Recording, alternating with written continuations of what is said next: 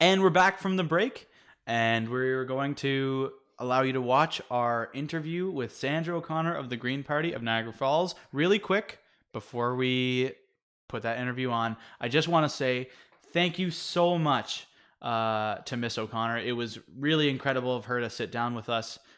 We're very grateful. Here's the interview. Okay, so we're here today with Sandra O'Connor, the candidate for the Green Party of the Niagara Falls riding. And we're going to have a conversation today about local issues and federal issues.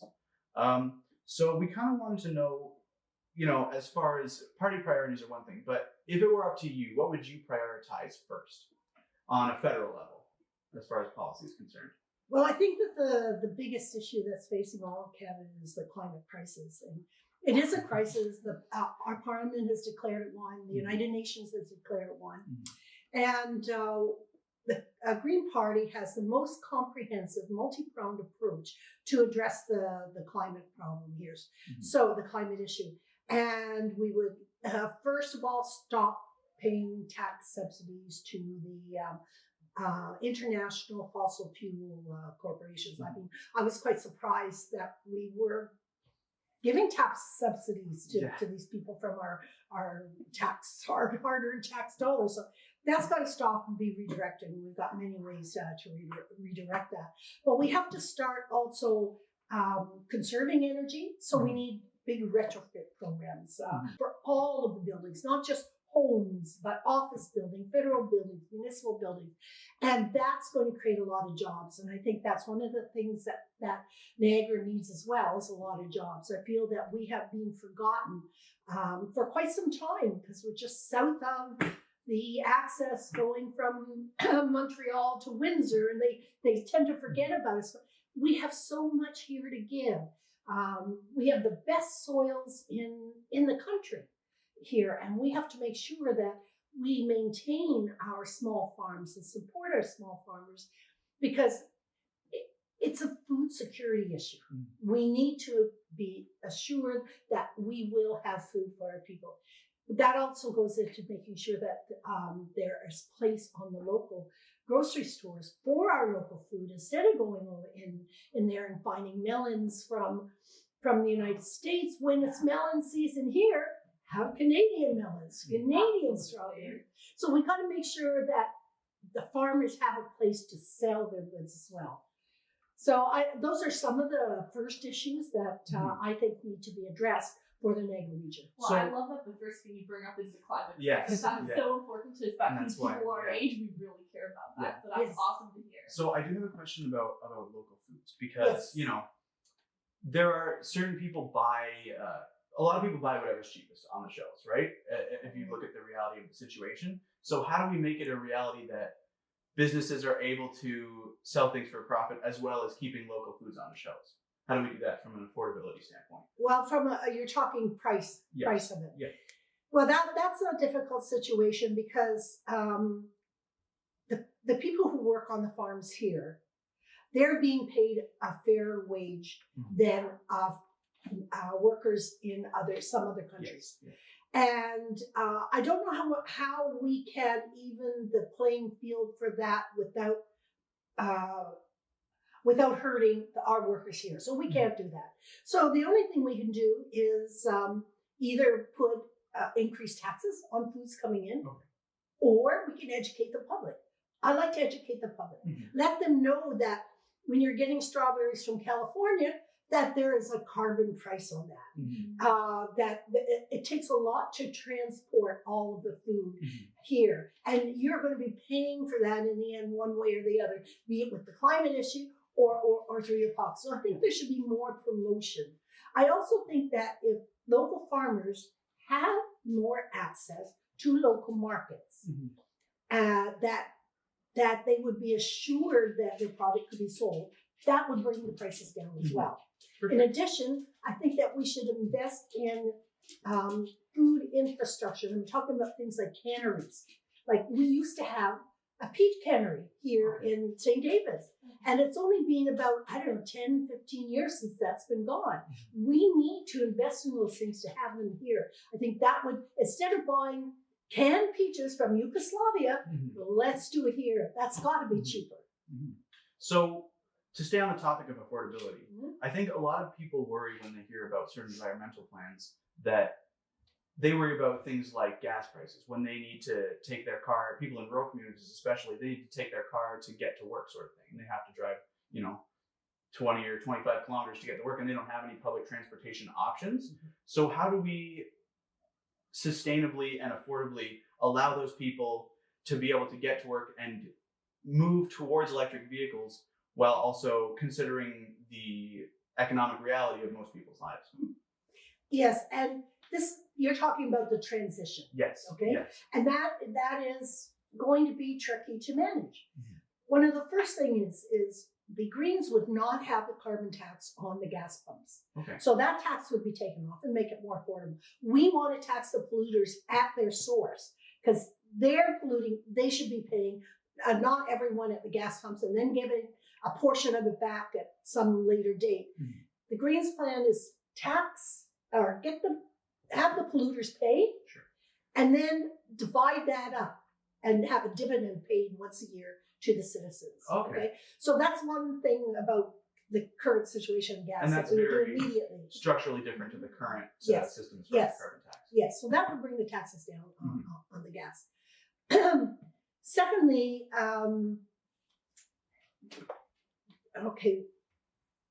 a longer term strategy is we want to put a lot of money into increasing public transport, be it electric trains, electric buses.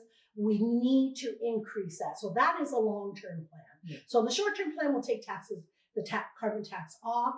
Long-term plan, we want to put a lot of money into public transportation, electric. And in the meantime, we're going to have plans to transition from the fossil fuel vehicles to a non-fossil fuel. Everyone's saying electric now, but there may be other things out there in the meantime that are non-zero greenhouse gas emitters that can be used as well. During this transition period, we could be looking at things like rebates if you're buying a hybrid or an electric car to make things more affordable. I know that some countries, and this is at a level of detail that would still need to be discussed, of course. But some countries, for instance, if you go down into the downtown and if they don't have a public transportation system like Toronto or Montreal, you get free parking if you have an electric car.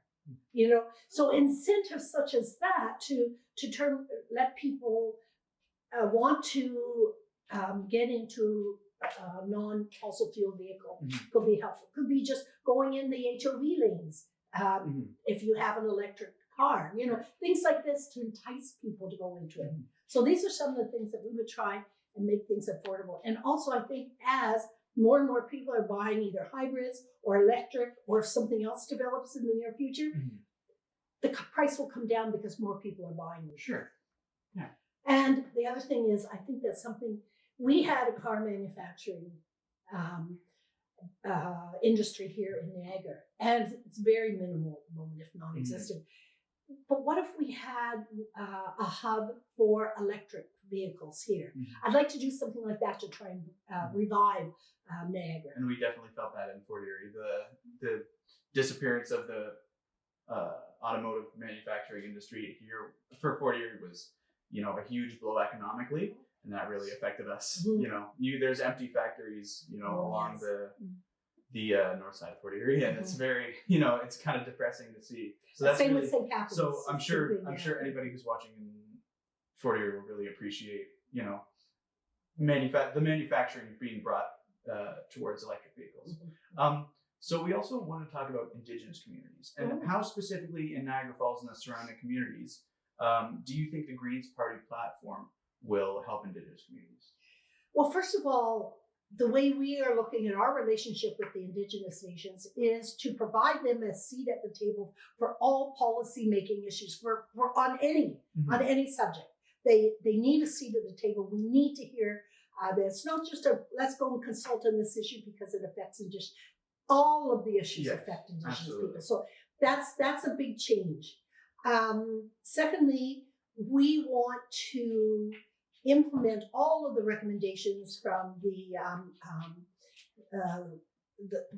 the report on missing Indigenous peoples. We want to implement all of them on the UN Declaration on Indigenous peoples. So we want to have a renewed relationship with the Indigenous people. We need to provide funding so that they have clean water and that they have safe places to live, not full of mold and dampness. So that's our approach to our relationship with the Indigenous people. Sure. And how does the Green Party plan to address sovereignty as far as education and child welfare systems in Indigenous communities? Because that has been kind of a hot discussion lately as far as Indigenous affairs is concerned. Because, we know that over 60% of all children in Canada's child welfare system are Indigenous, right? So how do we address allowing any community that wants to control their own child welfare system? Well, first of all, I'd like to just take one more step back and say the Indian Act needs to be abolished. We need to have a new structure in our relationship with the Aboriginals. And I think what you're asking me is something that needs to be discussed and formed, how we're going to do this with the Indigenous people. We are open to what the Indigenous people want, and it may be, because it's not just one nation, it's a variety of nations. We recognize that. So there may be a variety of ways that each nation wishes to deal with this. And, there may be overall one direction, but it could be, tweaked here or there to suit each nation. So that is something we need to do in consultation with them. So I don't want to say, this is our policy on this. Of course. All I can say is that we are open to changing it significantly because we recognize it needs to be changed. Sure. Yeah, absolutely. I think we also want to briefly talk about, because this is kind of a sticking point with different parties, like young and old voters sort of thing. Different parties obviously attract different ages of voters as we all kind of know. So what do you think is the best way to attract voters of all ages? Actually, I think the Green Party has the best platform to attract all ages.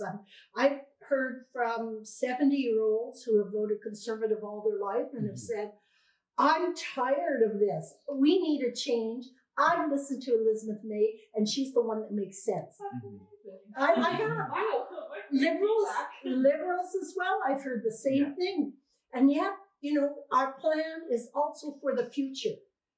We want to, the climate change crisis. We're recognizing that if we don't do something drastic, bold now, not these little incremental steps that the other parties do, but bold, there's not going to be a future. So, the youth are very, very concerned about that, as are we for our children or our grandchildren, so that's critical. Yet we also realize that if we don't have an educated population, we will not have a strong democracy. So we are offering free tuition for any post-secondary, whether it's universities or colleges or trades.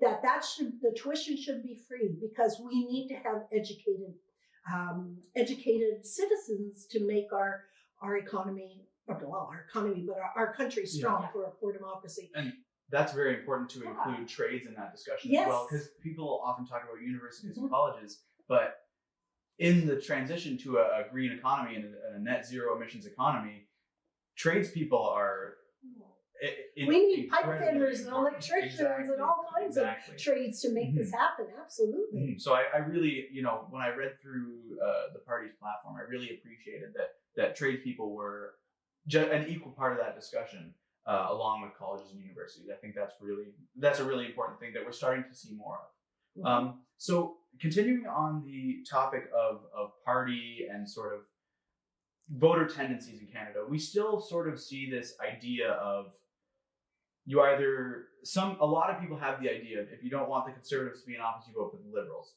If you don't want the Liberals to be in office, you vote for the Conservatives. So how do you think, the Green Party already has to a great degree.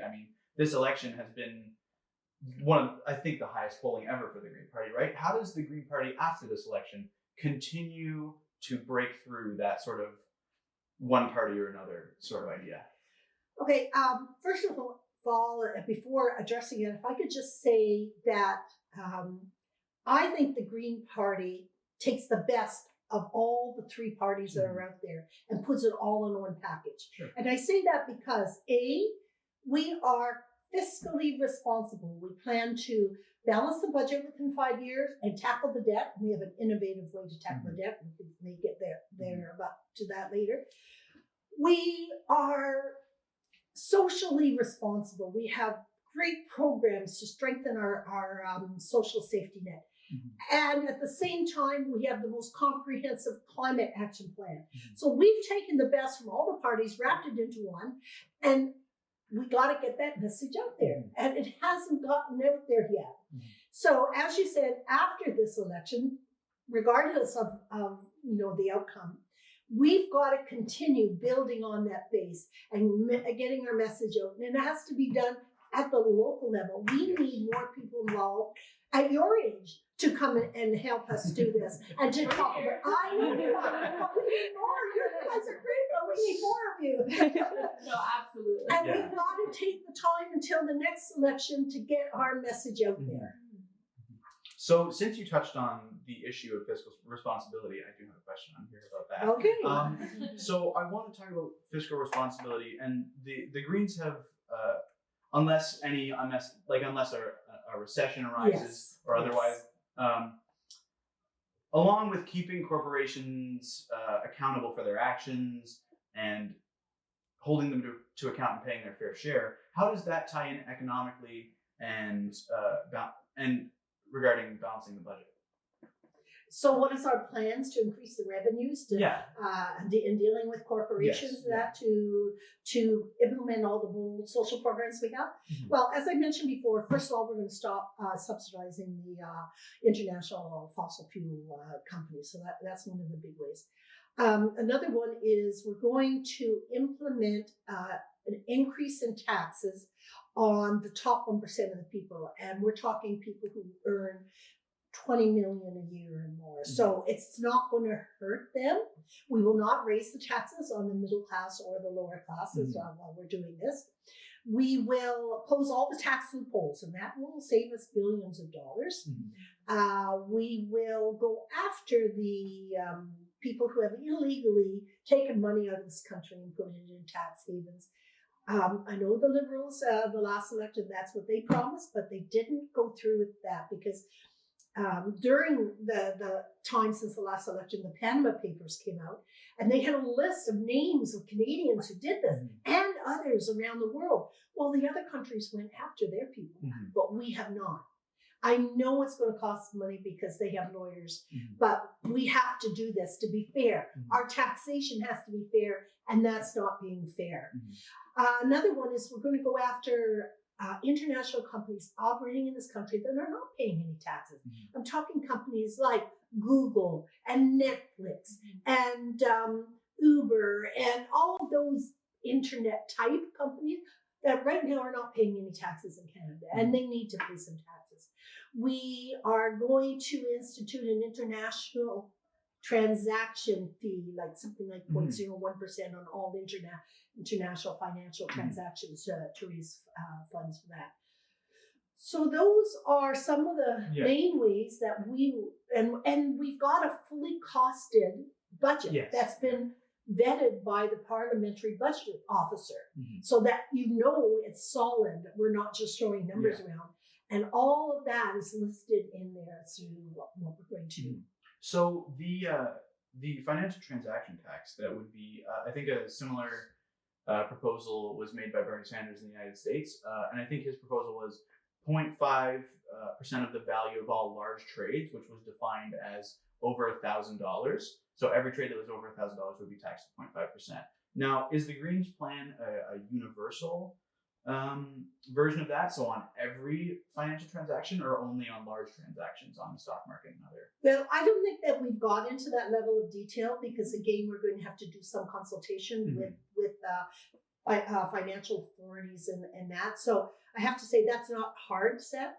I probably personally would think it'd be on the larger transactions. Okay, sure. But I can't say that's what the party would say. But if I could just add one thing at this point, because it's very important to me. Yeah. And that is that our Constitution states that our members of Parliament represent the people in the riding.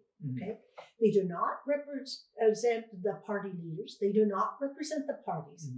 So the Green Party is the only party that really operates as the Constitution has laid out.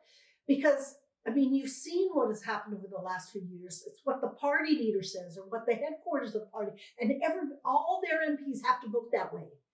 We don't. We get to vote for what is best for our constituents. And I was just saying to my daughter earlier today that when I first started voting, they did not have party names besides the people who were running.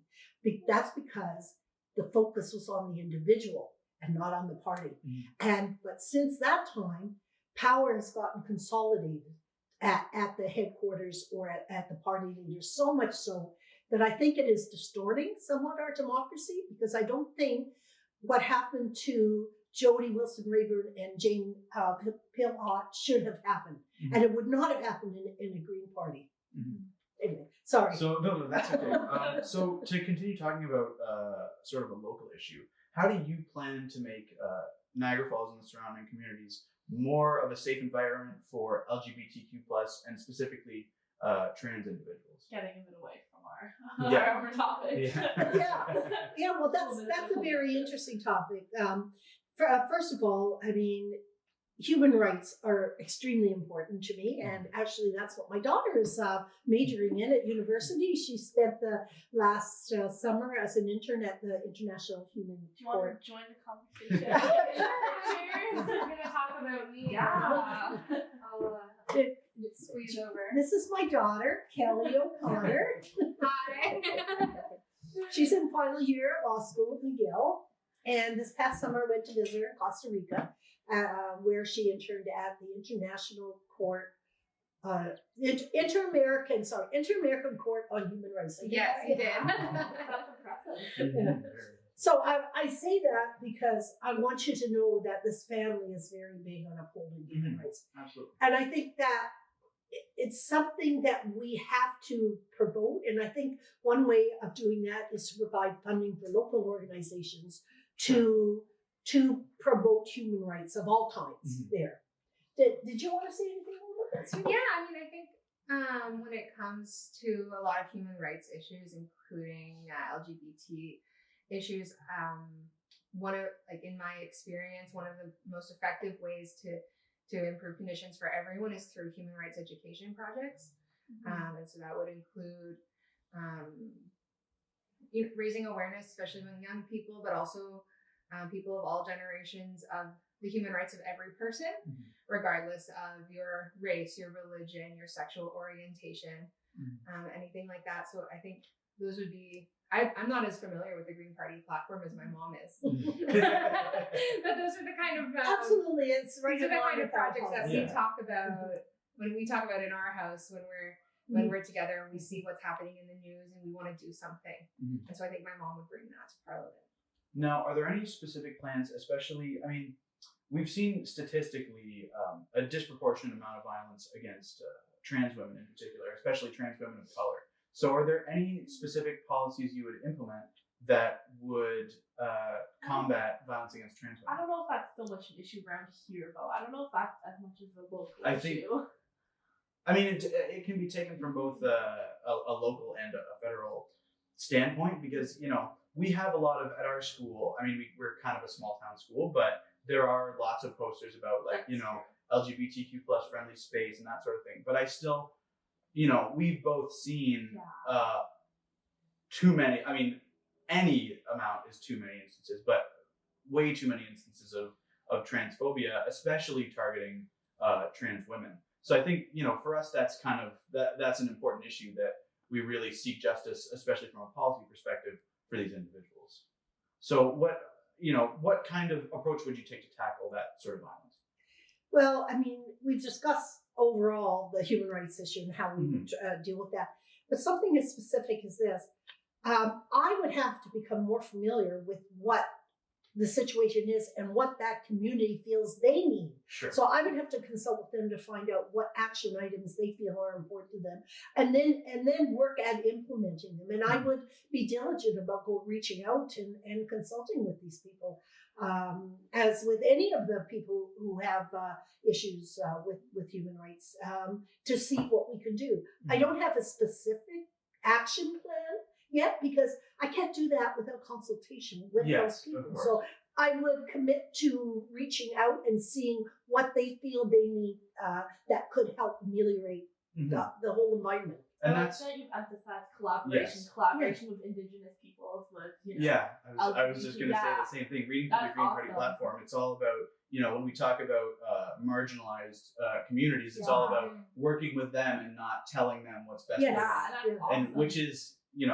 I think exactly what we need to move forward as a society is that sort of consultation with different groups and ask what do you want us to do about it, not we're going to take this on and don't worry about it sort of thing. Well, if you've heard Elizabeth May talk, she says DNA collaboration is in our DNA, and she does that with all the federal parties. When she is working with them, she collaborates on the issues. She never talks about the individuals, but about the issues and whether it's a good policy on that issue or a bad policy and how to improve it. So yes, right from the top, we want to collaborate. I think I would add something on that topic because as you mentioned before, the Green Party plans to implement all of the recommendations on the report of the National Inquiry into Missing and Murdered Indigenous Women and Girls. And I think we have a problem in Canada with gender-based violence, whether it's against Indigenous women, whether it's against trans women, trans women of color, women of color.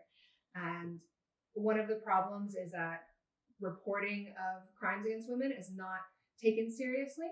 And so while the Green Party works to address the recommendations in the report, I think some of those recommendations will go towards addressing the issue of violence against trans women as well, in addition to collaborating and see what specifically their needs as a group are. Are there any more questions you want to ask on this topic in particular? No, I think we're good. But I like your education based approach. I think because Emma's more social justice. She talks more. Not that I don't, not that I'm not fully supportive of social justice because I am, but Emma takes much more of a social justice approach to politics. So I try and let Emma, especially about women's issues. Take the lead on those. Yeah. It's not really talking about women's issues. There's not really much coming from me, so I gotta try and let her talk. No, but I think we're okay. I appreciate the perspective. I want to talk about on a more personal level. If there was any particular figure or figures in your life that inspired you to get into politics in the political sphere. Well, that's very interesting. I'd have to say maybe my mother. Now, she was never involved in politics, but she was a very strong woman who had opinions on things and who did things. She's very independent woman, and I think I got that from her.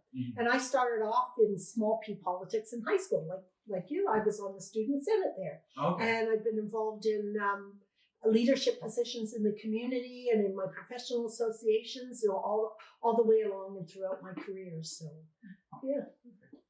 That's such a nice story. Yeah. That you remember the inspiration to get involved. Well, and that's what I mean. I think that's kind of a cultural thing. I think we've noticed a lot more is a lot of women in politics are inspired by their mothers because increasingly, women are able to be more independent now because of a lot of societal advancements. And I think it's interesting that you hear that story a lot of people's the independence of their mothers really being inspiring to them. And I think that's important that we have more female figures in not just in politics, but in media and in even corporate roles and government roles to really drive home that you can be whatever you want to be regardless of gender, sort of thing, right? But if I could just add one more thing to that, I was never a member of any political party before until now. And I have to say that Elizabeth May also inspired me to become involved with this party, because I think that she's a fabulous leader. She's the most ethical that has voted by her peers there. She's extremely smart and hardworking. She has had to work all her life. She hasn't had things given to her. And I just admire her as well. So I just wanted to throw that in. Yeah, and it was really fun. Well, that would be awesome to have a prime minister as a female role model to kids growing up. And it was fun to watch her on the debate stage. She was so like stronger than most of the other leaders on the stage, than all the other leaders on stage, in my opinion. But she was, she really held her own, and she didn't take any nonsense from anybody when they would try and come after her on different policy attacks. And she tried to focus on the issues. Yes, too, she did. Instead of attacking the other people. She didn't pull the Andrew Shearer right at the beginning of calling Trudeau a phony and a fraud. Right away. Those that kind of politics is so like unproductive. It's very combative. That's why we offer a different approach of doing politics, a collaborative approach in every way, unlike what is currently there, which is combative. So we also want to talk, because we know that constituents in the riding are very important, because that's where the votes come from, and that's one of the most important parts of politics is the local level. And we wanted to know if there was anything in particular you wanted constituents to know about you or about your policy perspective. Like directly addressing the people that would be voting for you. Well, about me personally, I think that they should know that I've got the experience, the breadth and depth of experience, and the analytical skills to do this job. My last job before I retired was with the Natural Sciences and Engineering Research Council, where we reviewed academic professors' research proposals for funding. You have to have strong analytical skills if you're doing that kind of thing. So I can bring the skills that are needed for this job and for the challenges that are in this riding. I feel that I'm very good with people. So I like to listen. I care about what they have to say. And I will work my hardest to try and help them if they have any particular situations that need to be done, like they're not getting, I don't know, their child care funding, or they're having trouble with a passport, or, the constituency type issues that I would work diligently to try and do to help them out. My grandparents had a farm here in Niagara-on-the-Lake. So, on my father's side and on my mother's side, they had a farm in Renfrew, Ontario. So I come from farming stock, and I think that the farming situation here is very, very important, because I think that whether you live on a farm or work on a farm, farms here impact your lifestyle. It gives what Niagara has to offer, the tourism for the vineyards and the orchards and everything. It's very, very important to the way we live in our own identity. So I like to work very hard to help the farmers maintain what we have and not be paved over and have urban development everywhere. So, that's one of the things, in addition to the climate strategy, that I feel very, very close to here. So was there any other questions that you want to ask? I think we're just about finishing Okay, up. wait, I have one more question. So I want to talk about small businesses, because I have a lot of family members who, my uncle in particular, he owns a contracting business that's him and his one employee. So he's very passionate about business issues and how parties and candidates in his local area are going to support his business. So how, in a green economy and in Niagara Falls, do we support small businesses? Like how is that best done? Okay, first of all, I want you to know that I had my own consulting company at one point, so I operated my own business. So I'm aware of the challenges that small business owners have, and my brother here in Niagara has a small business as well. So that's close to home. So one of the things I think that small business owners want from their government is some stability. They don't want them changing the rules all the time, so they're going to have to change things. So having a coherent policy and a stable environment for them to make their decisions on and plan for the future is very important. Also, they're tired of filling out different forms for different departments. There should be one database. You fill that out, and that's it. You don't have to fill out 3 or 5 or 10 different forms for different government departments. I think that would cut down a lot on their time. And I also think it's important that we support local businesses. So I think an education or awareness increasing that. Support your local business instead of going on the internet and ordering from China or where. Well, support your local business. Yeah. So those are some things I think that small business owners would appreciate. What's the other one? It was about. I forget. There was another point there too, but it's like that's a little sorry about that.